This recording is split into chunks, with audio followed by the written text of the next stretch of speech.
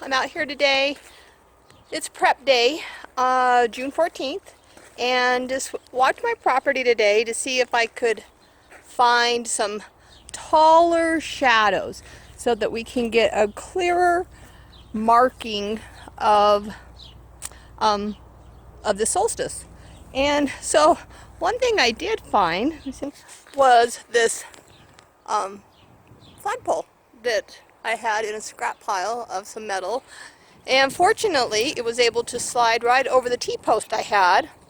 So I came over here and I slipped it down, and we've got probably, well, 4 sections of just about 4 feet, so about 16 feet in the air there.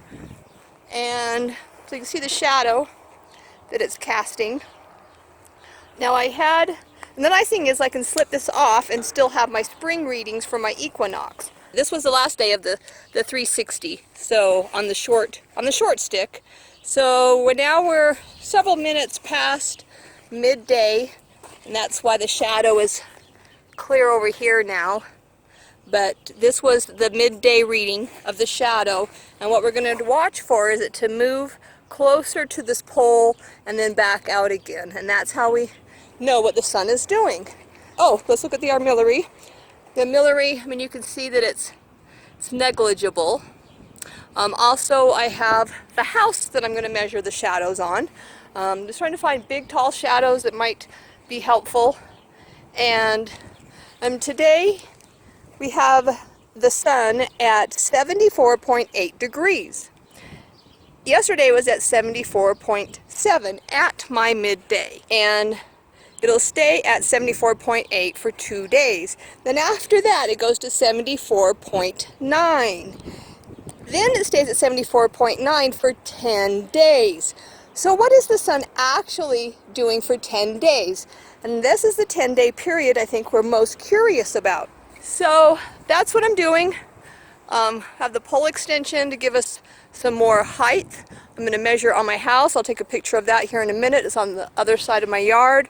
The armillary, and again the table. And we can see I've started marking the table about every half hour today. And we're blue, so this is blue, blue, blue, blue, blue. Then we had midday. This big glob is midday. So we're just, like I said, a few minutes past midday now, and you can see the arc of the line.